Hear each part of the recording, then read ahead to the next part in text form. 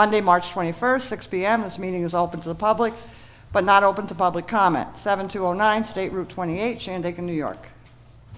And no lollipops. Thank you, Joyce. That's a good one. Have we read over the draft? Is everything what to say? My only question, because I don't remember ever landing on an answer with this, did we all agree on capping at 300 for both? I know that idea was floated. I don't remember us coming to a decision. I know I see it in here, but. We kept it at 300 for both, 150 for each the non-resident side and the resident side. We're basically at the cap of the non-resident side, or close to it, and we're about halfway to the resident side. Okay. The only thought I have on that, it just occurred to me now, was fine with the cap if we someday reach the residence cap, but have not reached the non-resident cap, we will be giving non-resident permits, but no longer to residents. I don't, where the numbers right now don't suggest that will happen, but I don't think I ever want to be in a position where it's like, I'm sorry, you live here, you can't have a permit. You'd have to leave town to get a permit. I don't want to end up in that position ever, even though I don't think the numbers suggest we'll get there, you know what I'm saying? Yeah. Yeah, does But anybody we'll else be feel able that's to- a realistic concern, or? The language in here is so that we can revisit this. Yeah, we could tweak it, exactly, if the numbers start getting close to that, yeah. If that's a worry, if that's a, It just popped in my issue. head now. Yeah. Just a thought. Yeah, I I would, think- I would hate to be at that point. Well, that was the thought process coming out of the committee, that we wouldn't cap residents and we would cap. That's where the non-resident, committee left it. There would only be capped for non-residents, no cap for residents but for residents for, yeah, no, that was what we, That was yeah, it. that was it. Yeah. yeah. But, you know, if everyone's in agreement, or if the majority, rather. Like I say, it's not a concern we're anywhere near reaching Anywhere at near the moment. right now. I think we can. But- Yeah, I mean, address it that's as my we- sense of it, is that we're gonna wind up having to look at this fairly closely and see how it operationalizes anyway. If we find that we're running afoul of our own caps, then we modify them. Right. I don't see that being an issue. Okay. You know, I mean, it goes in the head, I gotta say it. That's okay, that's what we want.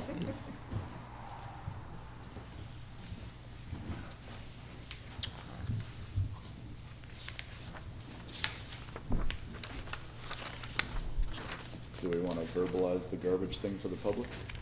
That's a good idea. Well, it'll be clarified tomorrow on the, when I put it up online. It'll just be, I mean, we were originally talking about banning dumpsters, but we're not gonna do that. We're going to just put language in there that you keep them hidden from the road or neighbors, not on public right of way. Yeah, because if you have like a big place back in the woods, you know, there's no, that Yeah, doesn't matter if exactly. it's, if you Or have a if you dumpster, you know. enclose it. and Yeah, it's, yeah. You I know, don't see it hurting anyone. not at all, not at all. So the wording for town clerk doing everything has been taken out? To just say the town, so that The any town. office could do it? Right, I mean, you know, so that we can not work it that out. I couldn't, but You the know, building that- department would know a lot more about some things than I would, you know, and vice Absolutely. versa. Actually, well, the issuing of the license, section 4B. That would be me, yeah. Still says the town clerk, That's but still otherwise, you. yeah, I believe That's it's all fine, been- okay. You don't think I read all this, do you? And the code enforcement officer is still in charge of inspecting. Correct. You're not gonna be doing I it. could always go and pinch.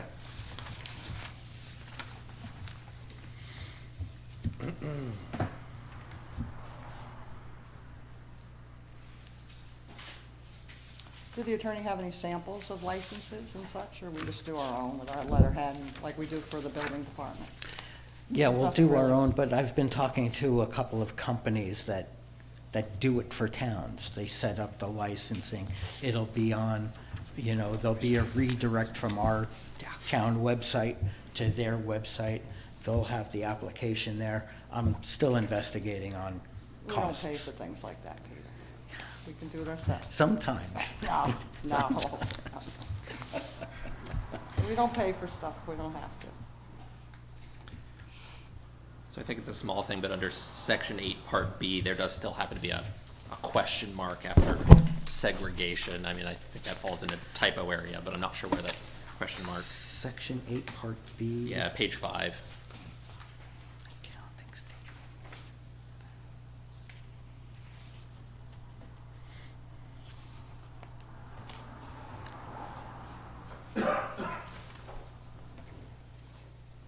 I don't know why that question mark is there.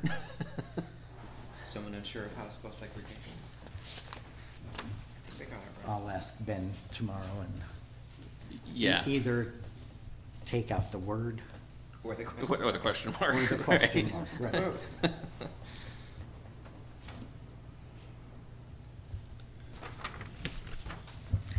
He was wondering if you guys were okay with the enforcement penalties, mostly the penalties part.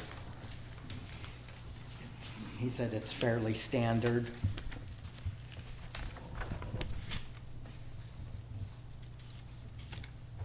Do we have similar sections in other parts of our code? Of course, I could look that up. The other parts of our code just do, if you're found in violation, you're given a notice, you're given 30 days to cure Rectify. the notice, and if not, then you're given another notice where it's mostly an appearance ticket, and then it's up to the judge to decide. Okay. But it starts at $250 a day for each day you're violated, for the rest, the other part of For the our other book, parts of the code. Okay. Okay. the zoning part of our book.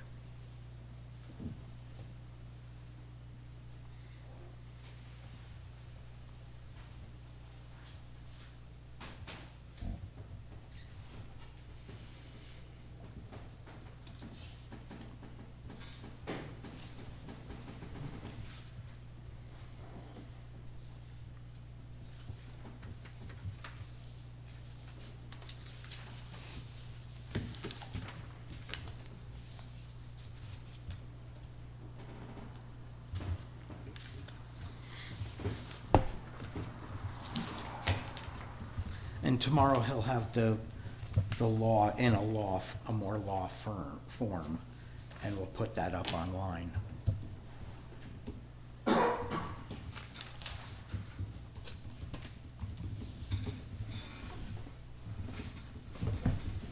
That seems fine to me. Okay.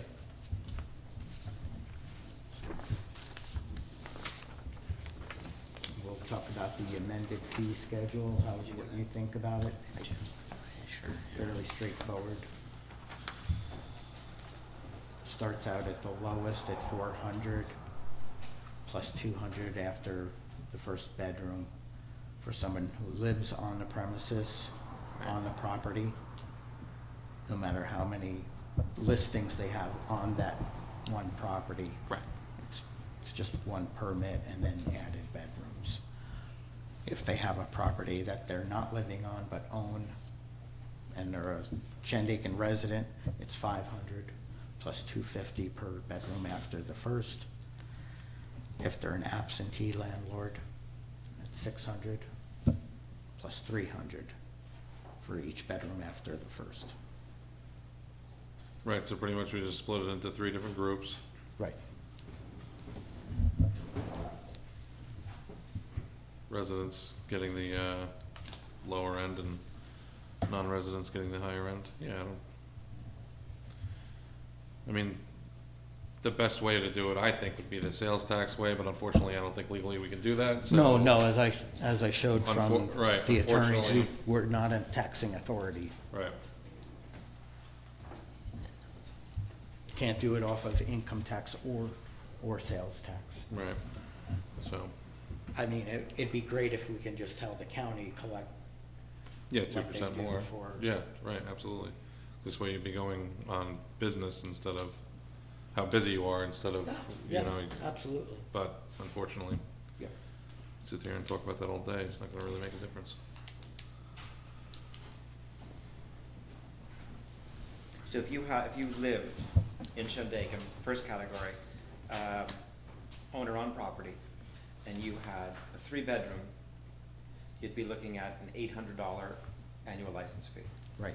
And if you had 2 2-bedrooms, it'd be still only that 400 once, and then you count each bedroom, so that'd Right. be $1,000. Right. Okay.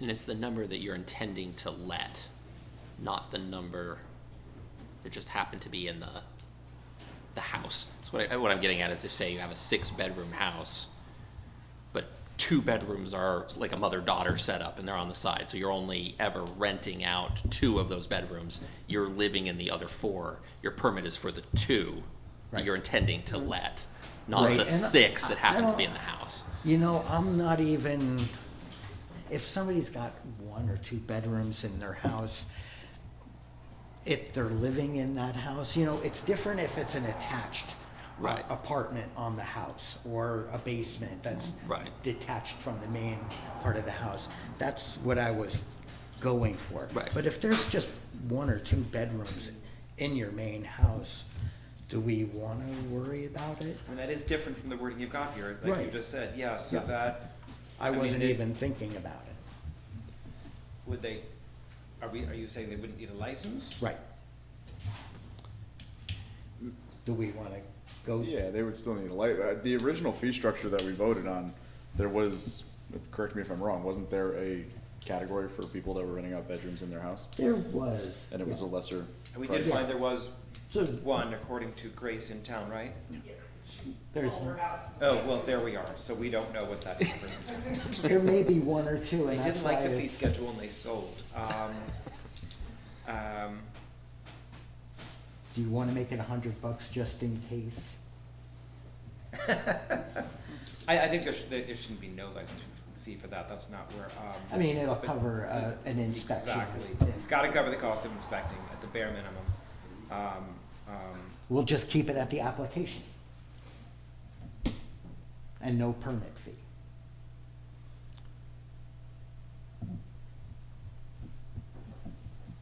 I mean, I'm fine with that, but then it makes all of the other fees seem very high by comparison. I mean, if one It's person's different like, if you're in your it's a own completely different house. structure. It's a whole different thing. I'm not arguing Well, this is- against a lower one for that, but $100 for a couple bedrooms in your house and $1,000, well, $600 for a couple bedrooms in an attached Right. apartment. I mean, I'm willing to just say, I don't, Yeah. just like temporary structures, I don't know that I want to go down that road. don't I mean, wanna- admittedly, we're not covering Per- fee structure for temporary structures. And Right. going back to the last fee structure that we talked about, we had the 250 for additional bedrooms, so that was just the cost for the bedroom. Right? If you were renting a room in your house, it was $250. If you had an accessory Yeah. property, it was 500, and then for every Right, additional right, room, right, right. which makes sense. Right. You want to. Whether that's the right number or not, it's a larger discussion, but Right. yeah, I think personally this, valuing based on resident, where we had like a number that we agreed on, and that was a saucy discussion at the time, and now we're back to 3 separate fees, and it seems a little overcomplicated, where, I don't know, I thought we were in a good spot, and I'm fine to revisit the discussion, but it seems overcomplicated to me. Can I ask something? Rita, how does that affect the bed and breakfast law we have? I mean, we don't have much on it, but we do have one. It, Is you it know. the same thing? It's not the same thing. I mean, if somebody wants to abide by our code and go to the planning board and get a permit, a special use permit, that would mean they have to have a public hearing in the planning board. There are certain stipulations that they would have to follow. Right. And a public hearing is one of them for their neighbors to be invited. Should this law replace the It's bed and about breakfast one? $150 We don't even to use it. do it that. Yeah. It doesn't, this is for something else completely. It's mostly for people who own a house that's not their own and they're No, not we were living saying in. about somebody has it in their house Well, and they're if renting you're out a an room. existing commercial business with an existing special use permit, then you would not be subject to Not at the all. STR. No, you already have So your that- permit. You're already That's a- permitted. You're already permitted. Yeah. And that would cover all the B and Bs in town. Yeah. Yeah. Because we have a slight little law, there's one section on it, yeah. Right, but somebody Right. could still Yeah. tomorrow come to the planning board and want to open a bed and breakfast, Yeah. and Yeah, we have the code. Yeah, You know, good. it's totally that's separate. open to that. I don't mind, yes, it's a little more complicated. I don't mind that so much. It does, as we talked about today, there is a little administrative burden in keeping track, but that can be on the application, which category you fall into, how many bedrooms and what your fee's gonna be. It'll be in the record. I think we can track it. People are just gonna change residency. Exactly. That's why it seems So redundant. is it- People are going to do that anyway, people who. Sure. The only place where it's gonna, if you've got multiples, you can only have one. I mean, It's if $100 or. the goal of this is to make money off of people that are absentee owners, and they're just gonna switch their residency and not truly be residents, then we're gonna lose money, so why not just make it Well, but it benefits the town to have more residents in the census in 10 years. in the census, sure. Yeah, those numbers are great, they're Yeah. also wrong. Yeah. I also, you know, I mean, there is that, and some of that will happen. Some couples will put one property under one name and another property under another name, so they get both the, I'm on the property benefit of the $400, Yeah. so they'll save a couple $100 there. And, you know, that will happen, we can't see in the future. Well, that's my point, so what's the point of this? Instead of just making it 500, instead of the 400, 500, 600. Well, the only, and maybe. Because I think a lot more of the people who live out of town won't bother, because it's not Yeah, that much of a the ones that are savings. owned, I think you'd be surprised, but yeah. the only ones where it's gonna make a difference to both points, I think, would be where we've got them owned by, out-of-state corporations, where there's no way they're gonna make the corporation a bunch of people who reside in Texas. They're gonna switch and open a new corporation located here in Shandaken to save a couple $100. It costs more to relocate a corporation. Yeah, but those people don't care about a Exactly. $200 That's the- difference, so That's the what's- only place it's gonna make a difference in situations like that. And that's a dozen places in town, maybe? Yeah. Yeah, so it's not a big difference overall. I think the one potential value to this is less in the numbers and more in the data collection that you might get from it. Insofar as if people are noting in year one, well, I'm a resident or a non-resident, and then the next year we see it as a resident, there's some, in fact, analytics that you get from that of knowing what those trends happen to look like. Now, in theory, we could probably get that just in a questionnaire in the application. But it certainly, when backed with a little bit of money authority, there's a little bit more veracity that you might get from it, potentially. I think there's more positive to that than negative. Sure, yeah, I mean, I have a lot of issues with the fact that we already voted on this, but if everyone's in agreement, that's fine. I personally like the first fee schedule that we already approved better. There you go. Did we vote on that? Yes, Okay. Do we have a copy of that? it was filmed. No, I Should mean, be does in the anybody minutes. happen to have a copy of the fee schedule with them? I don't remember it exactly. I think you're right. It was $250 for a It was bedroom, and it was 500. We did 500. vote to Yeah. go down from the 1,000 down to 100, whether it was, you know, it doesn't matter, we're voting tonight Sure. on accepting this, accepting that, or leaving it as original. It's nothing's set in stone at this point, nor even when we pass it as a law, it'll just be a law until we amend it. So pretty much the off-property was the entire fee structure last time, the middle. It was $250 for a bedroom in your house, and then it was a $500 permit fee, $250 for each additional room. Coming down from that 1,500, we cut it in half.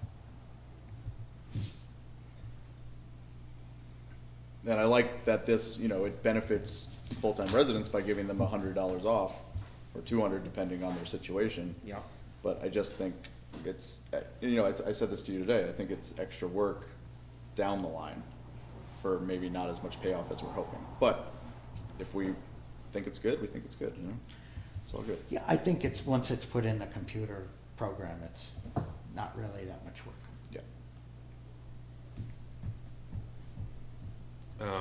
With more benefit. The thing the thing that I just thought of though, if people are gonna be switching their residencies over,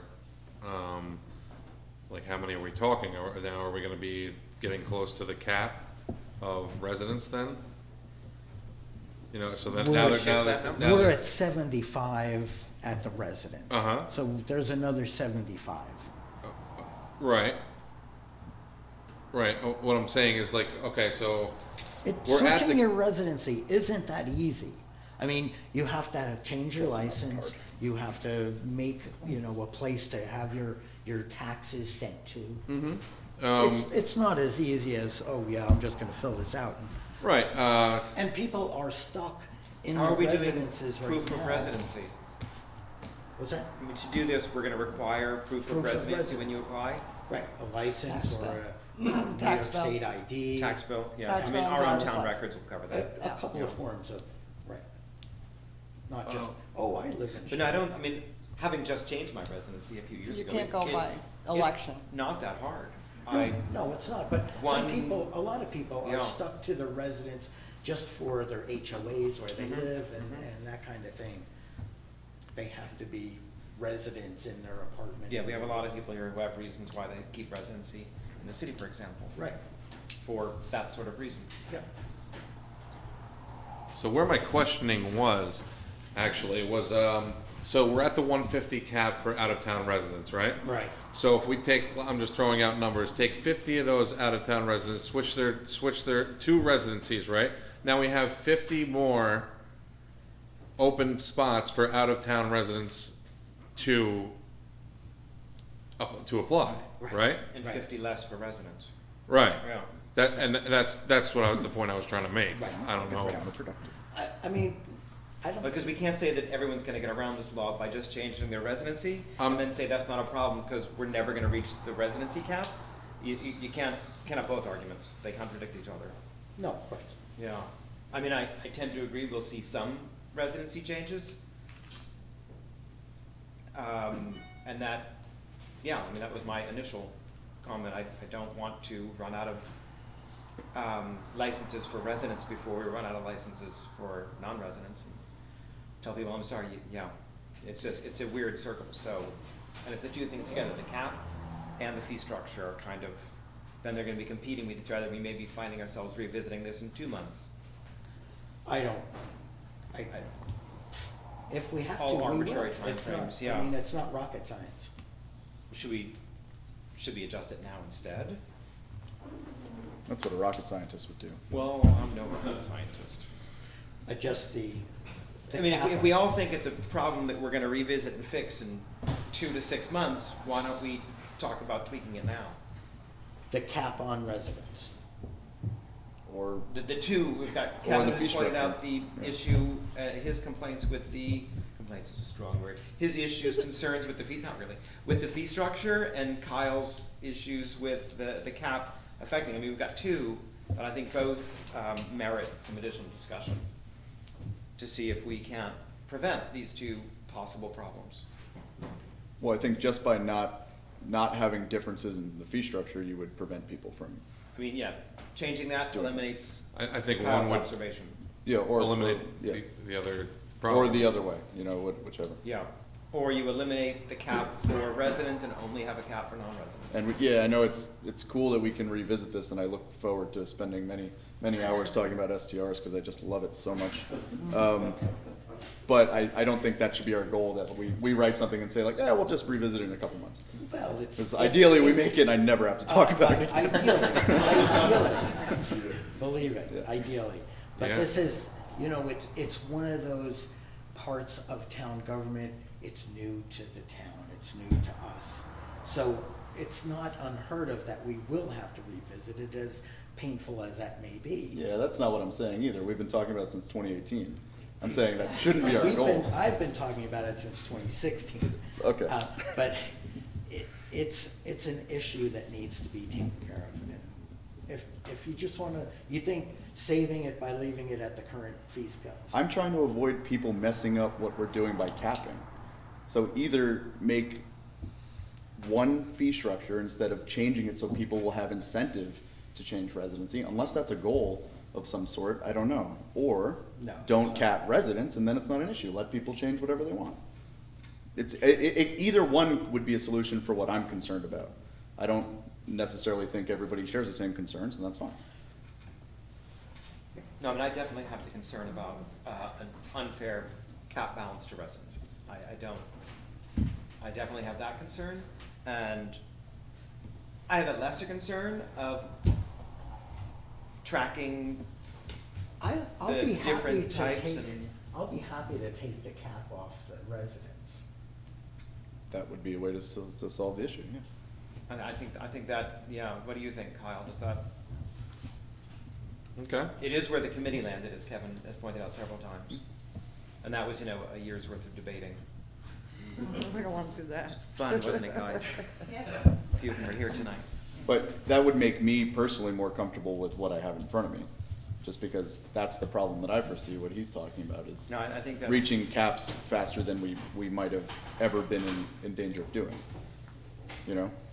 And with the numbers that we got, we know the majority, by a vast majority, is non-owner occupied.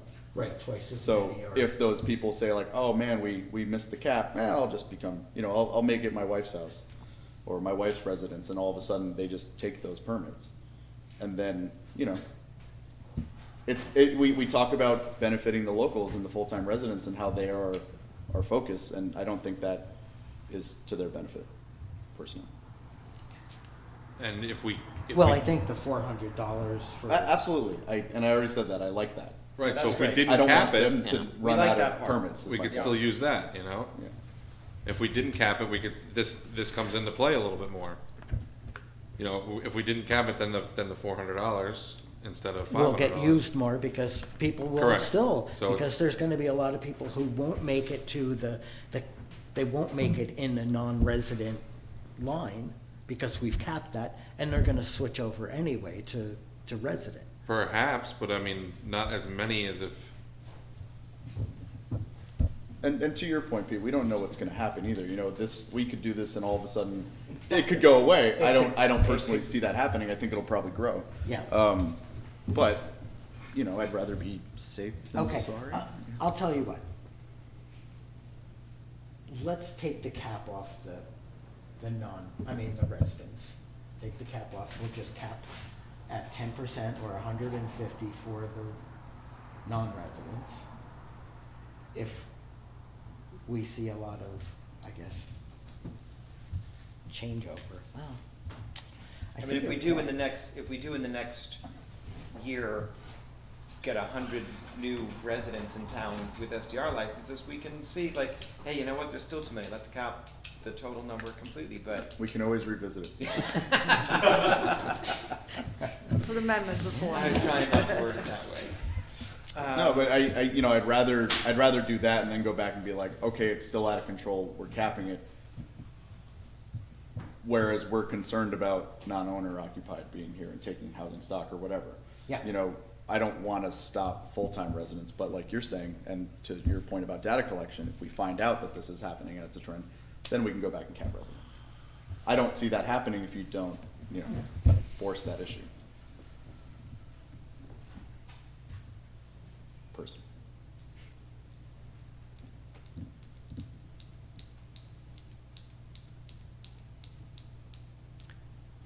I don't personally think this is gonna come up all that much, but I'm fine with taking the cap off of residents. I think we're probably talking 50 houses, either way. And realistically, I can't imagine changing my residency for $200, but I think if that smooths this along. But you'll change your residency if you're capped out of the section, and, if I become a resident, then I can get in because that's not capped. But that's, that's I gonna get it, I happen get it. either way, yeah. I know.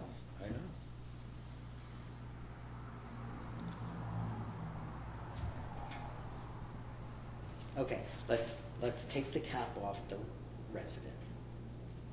And we'll change over the fee schedule to at least residents who live on the property will get a little bit of a break. I'm cool with that. cool with that? Yeah, yes. Full-time All in resident? favor? Is that full-time residents or just residents? Full-time residents? Proof of residency. Proof of With full-time? proof of residency. Okay. All in favor? Aye. Alright, Opposed? Passed. Okay, I'll make that revision. And tomorrow I'll post that by late day, and I'll post the fee schedule. I'd have it tonight if the lawyers had it. It's the lawyers who got away from it. Yeah, We gotta take that I know, question but mark out. tomorrow's fine. Yeah, he's busy Yeah. deleting questions. More than enough time. What is segregation?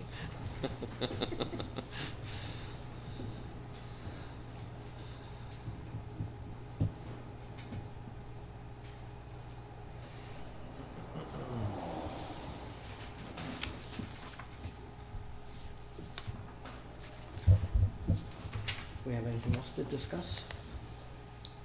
I think so. Yeah, me. You have to make a motion for a public hearing. Yes, I'll make the motion for a public hearing, 6 o'clock on April 4th. Second. All in favor? Alright, alright. So, public hearing on local law number 2 of 2022 for the short-term rental law. To hear all comments for and against, this hearing will be held on Monday, April 4th, 2022 at 6 p.m., preceding our regular monthly town board meeting at 7 p.m., 7209 State Route 28, Shandaken, New York. Questions may be emailed to supervisorshandaken@gmail.com or call his number. And So, also, right. I'll make a motion for a public hearing to revise our fee schedule, amend our fee schedule for 6:30 that night. second? All in favor? Aye. You can't put that in one form? Or is it a- It's two different laws. Yeah. Yeah, because the fee schedule may change more often, Yeah. like with the dogs and building. So that'll be local law 3. Cranking right along. All in favor? Aye. Yeah. Make a motion to adjourn? Second. All in favor? Alright. Aye. Thank you, everybody.